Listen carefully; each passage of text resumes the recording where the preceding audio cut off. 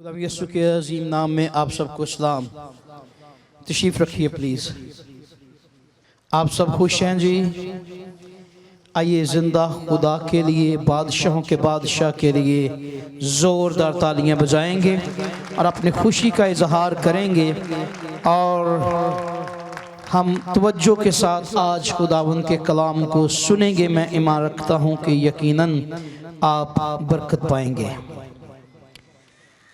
आइए कलाम मुकद्दस को मेरे साथ खोलिए। जिनके पास बाइबल मुकद्दस है वो खोल सकते हैं। जो ऑनलाइन मुझे अपने घरों में देख रहे हैं, वो अगर अपने घर में हैं तो अपनी बाइबल मुकद्दस को आप अपने घर में लीजिए और बाइबल मुकद्दस को वहाँ पर खोलिए। अगर आप हमें सोशल मीडिया पे देख रहे हैं तो बड़ी तवज्जो के साथ जो रेफरेंस, जो हवाला पढ़ा जाए उसको बड़ी तवज्जो से सुनिएगा, क्योंकि आज उसी पर हम बात करने वाले हैं। मेरे साथ कलाम मुकद्दस में से देखिए लूका की मार्फत लिखी गई यीशु मसीह की अंजील, उसका 13वां बाब और उसकी 6ठी आयत से हम पढ़ना शुरू करेंगे। लूका उसका 13वां बाब और उसकी 6ठी आयत से कलाम मुकद्दस में से पढ़ूंगा, बड़ी तवज्जो से सुनिएगा। फिर उसने ये तमसील कही कि किसी ने अपने पाकिस्तान में एक अंजीर का दरख्त लगाया था। वो उसमें फल ढूंढने आया और ना पाया। इस पर उसने बागबान से कहा कि देख, 3 बरस से मैं इस अंजीर के दरख्त में फल ढूंढने आता हूं और नहीं पाता। इसे काट डाल, ये जमीन को भी क्यों रोके रहे।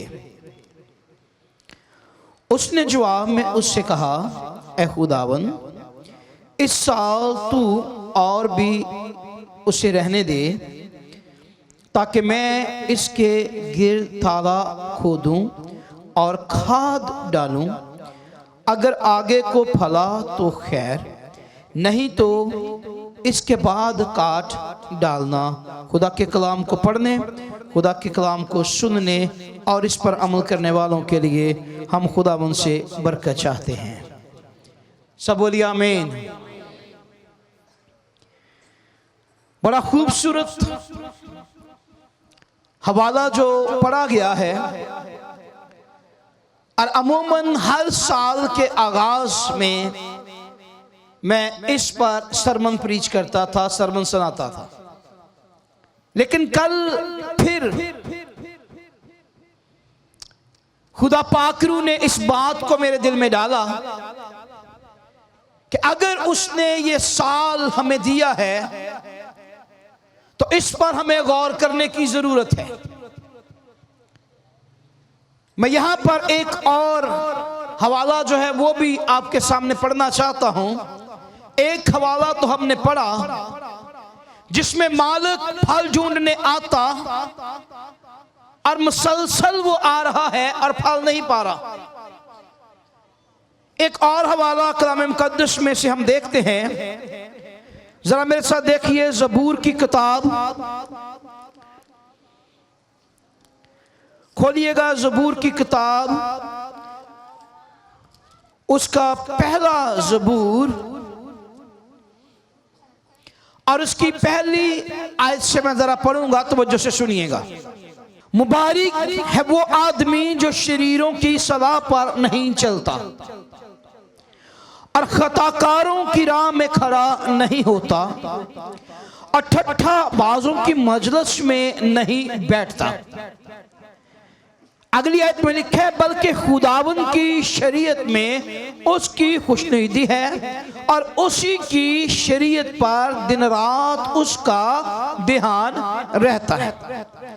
तीसरी आयत काबिल गौर और पहला जो हवाला पढ़ा गया उससे मिलती जुलती। सुनिए जरा। वो उस दरख्त की मानंद होगा। कौन? वो मुबारक आदमी। कैसा होगा? वो उस दरख्त की मानंद होगा जो पानी की नदियों के पास लगाया गया है, जो अपने वक्त पर फलता है और जिसका पत्ता भी नहीं मुरझाता, जो कुछ वो करे बार बार होगा। आमीन।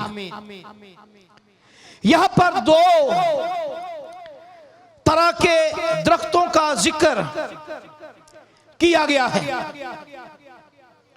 और दोनों ही बिल्कुल ठीक जगह पर लगे हुए। पाकिस्तान का जिक्र मिलता है कि जो तमसील मसीह ने कही कि वो पाकिस्तान में अंजीर के दरख्त के पास बार बार आता, हर साल आता और उसमें से फल ढूंढता। दूसरी तरफ एक ऐसा दरख्त जो अपने वक्त पर फलता है। ये दोनों दरख्त जो हैं ये बिल्कुल ठीक जगह पर हैं। दोनों ही पाकिस्तान के अंदर जगह इनकी ठीक, परवरिश इनकी ठीक, देखभाल इन दरख्तों की ठीक, लेकिन एक बड़ा फर्क इनमें नजर आ रहा है कि एक वक्त पर फलता है और दूसरा बेफल है। और कलाम में लिखा है कि मालिक जो है वो फल ढूंढने के लिए आता है और एक बार नहीं, दो बार नहीं, तीन बार से मतलब यह है कि बार बार उसने फल ढूंढने की कोशिश की है, लेकिन ये पौधा, ये दरख्त जो है ये बेफल है। और अंजीर का जो दरख्त है, पता नहीं आप में से किसी ने देखा कि नहीं देखा, लेकिन मैंने तो देखा, बल्कि हमने तो उस पर से अंजीर तोड़ तोड़ कर खाएंगे। मेरा जो अभी जिद चर्च बन रहा है ना, यहाँ पर अंजीर का दरख्त था बड़ा ज़बरदस्त, इधर आपके एरिया में। तो इसके अलावा मेरे अपने बाग के अंदर बेशुमार अंजीर के दरख्त मेरे गांव में। और अंजीर के दरख्त का पत्ता जो है तकरीबन मेरे 2 हाथ मिल जाएं तो इससे बड़ा होता है। अंजीर का दरख्त का जो पत्ता है मेरे हाथों को मिला लिया जाए तो इनसे उसका साइज बड़ा है। अगर किसी ने देखा है अंजीर का दरख्त, वाह वाह वाह, वंडरफुल। तो इन दोनों हाथों को मिलाया जाए तो उसका साइज इससे बड़ा होता है और उसकी छांव भी है, लेकिन अंजीर का दरख्त घना और गहरा और हरा भरा रहता है। यह दरख्त देखने में खुशनुमा है, देखने में पुरकशिश है, देखने में हरा भरा है। इसके पत्ते गहरे, इसके पत्ते चौड़े और बड़े हैं, लेकिन इसका फॉल्ट क्या है कि इसके अंदर पत्ते ही पत्ते हैं, फल नहीं है। ये दरख्त मैंने कहा कि अपनी ठीक जगह पर है। याद रखिएगा, दरख्त अकॉर्डिंग टू बाइबल, मसीहत के मुताबिक दरख्त ईमानदार की जिंदगी की अक्कासी करता है। दरख्त ईमानदार की जिंदगी की नुमाइंदगी करता है। अब देखने के लिए ये दरख्त पाकिस्तान के अंदर है और देखने के लिए ये दोनों ईमानदार, कहने को ये दोनों मसीहत के अंदर, कहने को ये दोनों ही मसीह के पैरोकार, कहने के लिए दोनों ही खुदा के साथ चलने वाले, लेकिन फर्क ये है कि है ये मसीहत के अंदर, है ये मसीह के पैरोकार।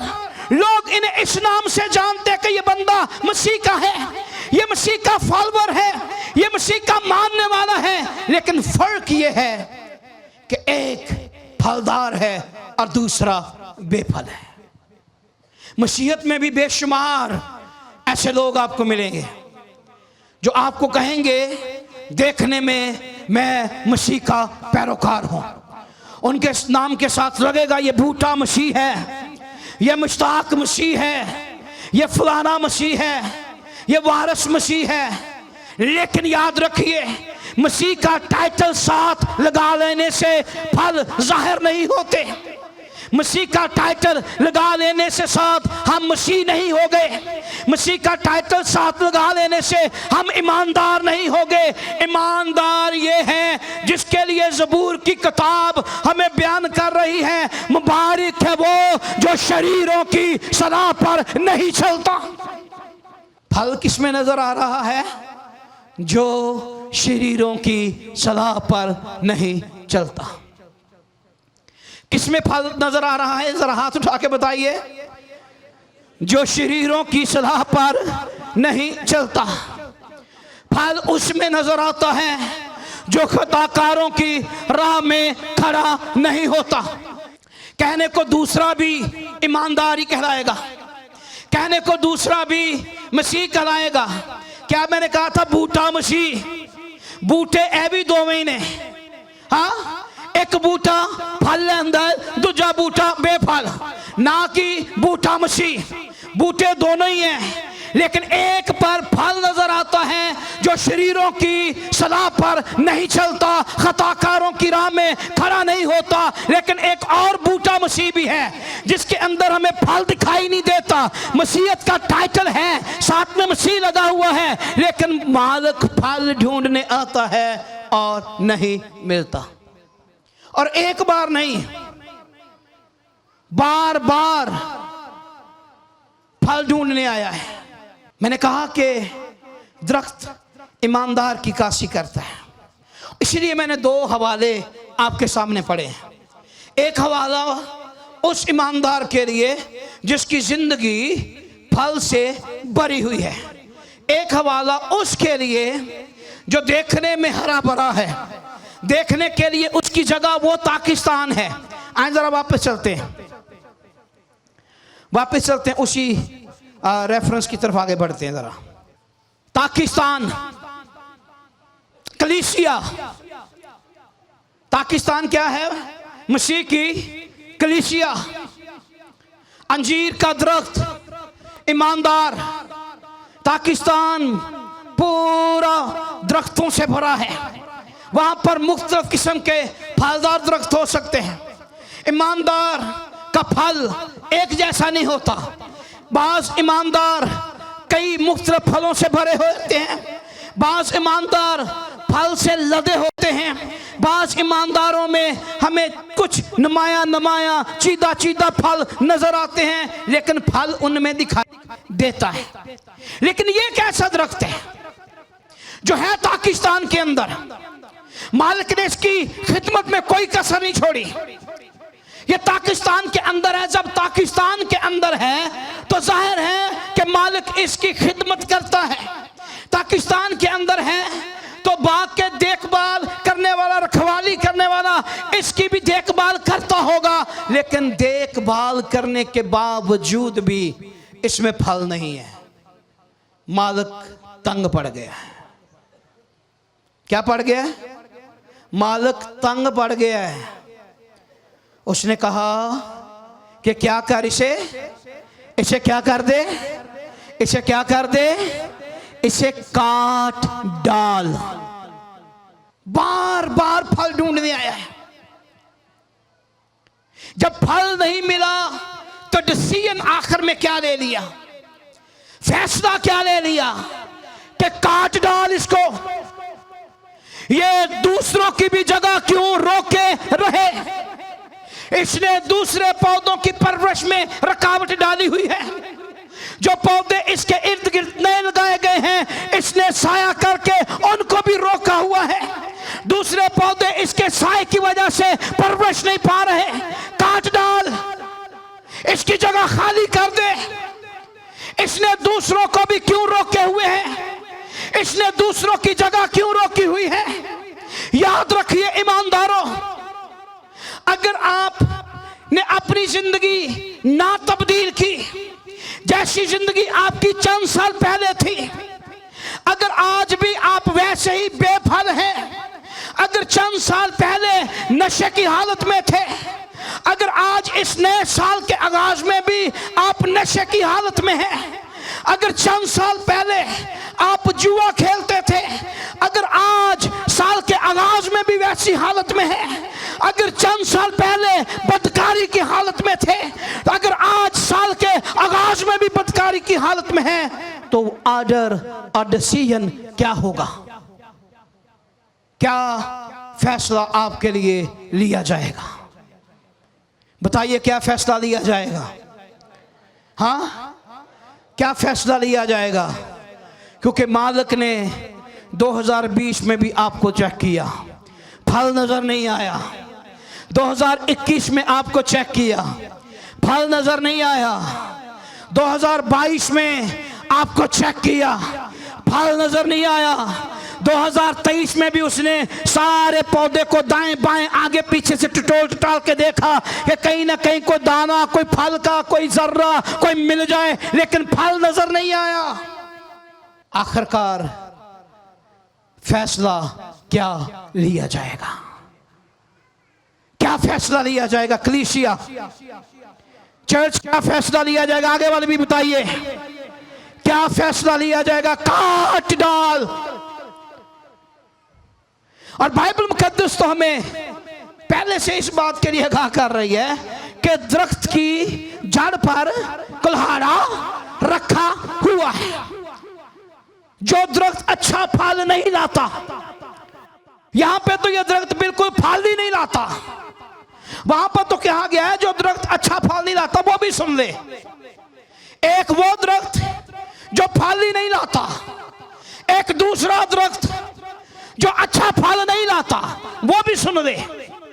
कईयों में फल है लेकिन वो फल खाने के काबिल नहीं है। कईयों में फल है, उसे छूने से भी बंदा बीमार पड़ जाता है। कईयों में फल है, उसका फल सुनने से बंदा बीमार पड़ जाता है। उनकी बातें सुनने से बंदा बीमार पड़ जाता है।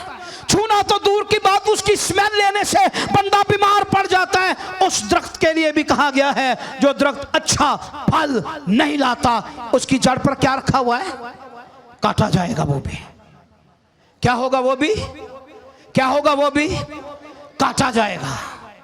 एक तो जो फल लाता ही नहीं है, वो तो कटना ही कटना है। उसने क्या होना है? कटना ही कटना है। लेकिन एक है जो अच्छा फल नहीं लाता, उसके लिए आज ये कलाम है। अगर अच्छा फल आज तक नहीं लाए तो अपने जिंदगी पर और उस फल पर नजर कर लीजिए। खुदा से कहिए कि खुदा, मैं चाहता हूं ये फल तब्दील हो जाए। अगर मेरी जबान के कोड़े से दूसरों को तकलीफ पहुंचती है, अगर मैं बदगोई करने से बाज नहीं आता, तो ऐ मेरे खुदा मेरी जबान को तब्दील कर दे। ये आज के बाद बदगोइयां नहीं बल्कि तेरी हमद और तेरी सना ही करती रहे, ये दुआ करती रहे, ये कलाम पढ़ती रहे, ये जय जयकार करती रहे, ये हमद के गीत गाती रहे। फल तब्दील हो जाएगा। क्या हो जाएगा? फल। पहले क्या जुबान करती रही है? बदगोइयां। पहले क्या करती रही है? बदगोइयां, रोज चुगलियां। फल है लेकिन ऐसा फल जो खुदा को पसंद नहीं है। फल है लेकिन ऐसा फल नहीं जो खुदावंद के शान शान हो। खुदा तब्दील कर सकता है। गौर कीजिए मेरे भाई और बहनों, साल का आगाज आप लोगों के लिए है। यह कलाम आज आप लोगों के लिए है। कलाम के ये भेद, कलाम की ये बातें आज आप लोगों के लिए है। अगर मैं वापस ज़बूर की किताब पर जाऊं तो हमें बखूबी इस बात का अंदाजा होगा कि खुदा कैसा दरख्त चाहता है, खुदा कैसे ईमानदार चाहता है। मैंने शुरू में बताया जगह दोनों दरख्तों की बिल्कुल क्या है? ठीक है। जगह दोनों दरख्तों की क्या है? बिल्कुल ठीक है। पाकिस्तान में है, मालिक भी ठीक है, देखभाल करने वाला है। अगर देखभाल ना करने वाला होता तो वो कहता ही ना कि मैं तेरी मिन्नत करता हूं, एक साल इसे और क्या कर दे, एक साल इसे और क्या कर दे, रहने दे। मैं क्या करूंगा? मैं इसके गिर्द एक खड्डा बनाऊंगा, मैं जमीन को नरम करूंगा, मैं इसकी और देखभाल करूंगा, मैं खाद डालूंगा ताकि ये फलदार हो जाए। अगर कहीं पर कमी या कमजोरी है तो इसकी कमी या कमजोरी पूरी हो जाए और ये फलदार हो जाए। 1 साल की मोहलत दे दे, 1 साल का टाइम दे दे। सुनिए तवज्जो से, 2022 गुजर गया है। क्या कभी आपने अपनी जिंदगी के लिए खुदा के हुजूर में हाथ उठाया? क्या कभी आपने खुदा के हुजूर में फरियाद की है? यहां पर हमें एक बागबान मालिक की मिन्नत करते हुए दिखाई देता है। यहां पर एक बागबान मालिक के सामने गिड़गिड़ाता हुआ दिखाई दे रहा है और कहता क्या है? 1 साल इसे और रहने दे। क्या मेरी बहनों और भाइयों, कभी आपने खुदा के हुजूर में फरियाद की हो? आपने कभी अपनी जिंदगी पर गौर किया है? मैंने लगता गौर ही नहीं किया। गौर किया नहीं तो फरियाद कहां से करेंगे? तो जो दीजिए प्लीज। कभी आपने अपनी जिंदगी पर गौर किया है कि क्या मैं उस कलाम की तरह, उन ईमानदारों की तरह, उस रास्तबाज की तरह हूं? क्या मैं उसकी मानद हूं जिसके लिए कलाम में लिखा है बल्कि खुदावन की शरीयत में उसकी खुशनुदी है? क्या कभी आपने खुदा के कलाम पर गौर किया हो? क्या कभी आपने अपने बिस्तर पर लेटे लेटे गौर किया हो कि क्या मेरी रब्शे खुदा के कलाम की तरफ है? क्या मैंने कभी खुदा की शरीयत पर पूरे तौर से ध्यान दिया है कि नहीं? क्या कभी आपने गौर किया है? तवज्जो दीजिए, क्या कभी आपने गौर किया है चर्च? कितने हैं हम में से जिन्होंने कभी अपने बिस्तर पर लेटे लेटे इस बात पर ध्यान दिया हो कि मैं क्या खुदावन की शरीयत पर ध्यान देता हूं कि नहीं देता? क्योंकि एक ईमानदार,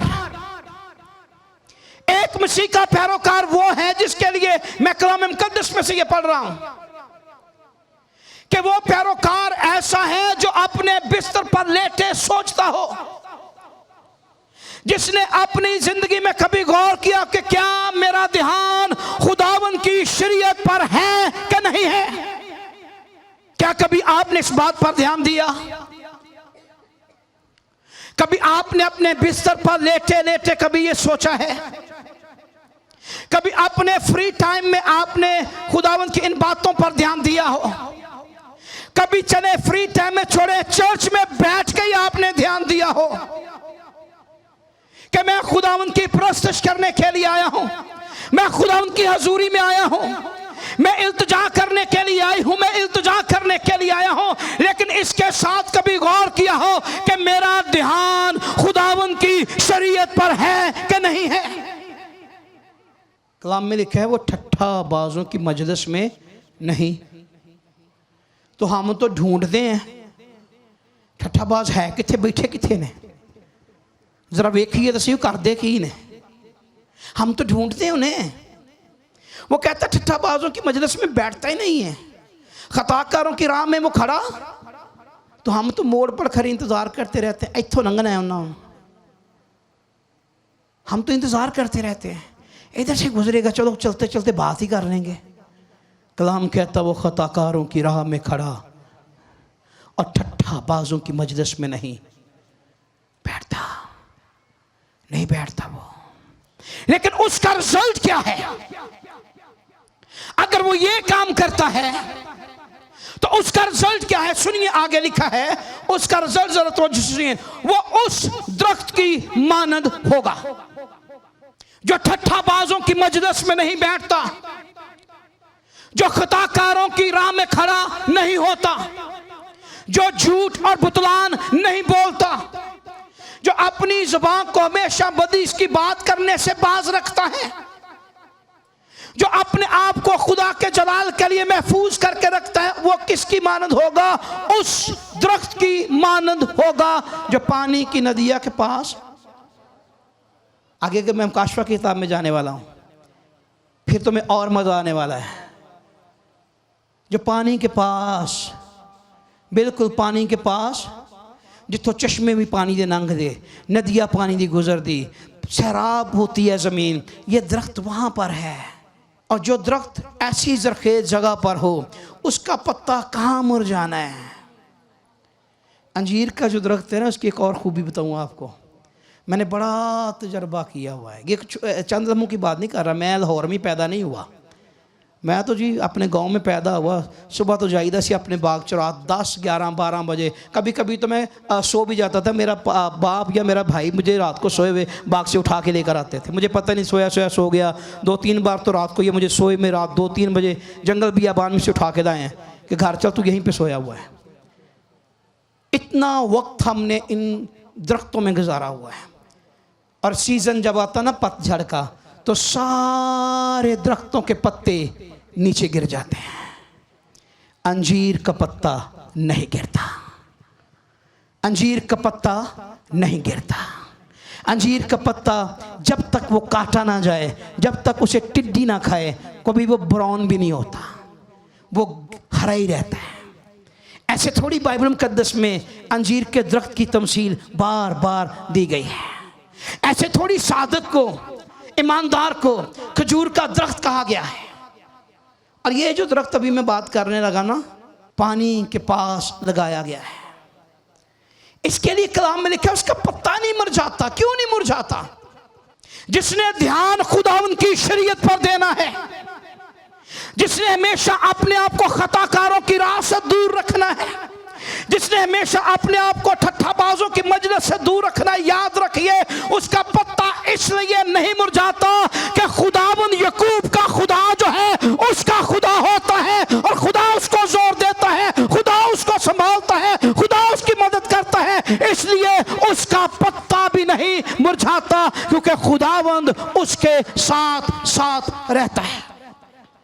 जिसका ध्यान ही खुदावंद के कलाम पर रहना है, जिसका ध्यान ही खुदा के कलाम की बातों पर रहना है, जिसने शरीरों की बातें सुननी नहीं है, जिसने शरीरों की राह की तरफ नहीं जाना, जिसने खताकारों की बातें नहीं सुननी, जिसने कभी गुमांडी नहीं करना, उसके पत्ते कहाँ मुरझाने हैं। ना टिड्डी कभी उसके पास जाएगी, ना उसकी जड़ काटेगी, ना उसके पत्तों को खाएगी, ना कभी बीमारी उधर जाएगी, तो पत्ते कैसे मुरझाएंगे। मैंने कहा पतझड़ आती है, मौसम आएगा, अभी अगले महीने 1.5 के बाद, 2 माह के बाद, मार्च अप्रैल में पत्ते गिरने शुरू हो जाएंगे। सारे साड़ी गली च गंद पिया होना, जिन्ने पत्ते हरे ये सारे थले। क्यों? सीजन आ जाएगा, पत्ते गिर जाएंगे।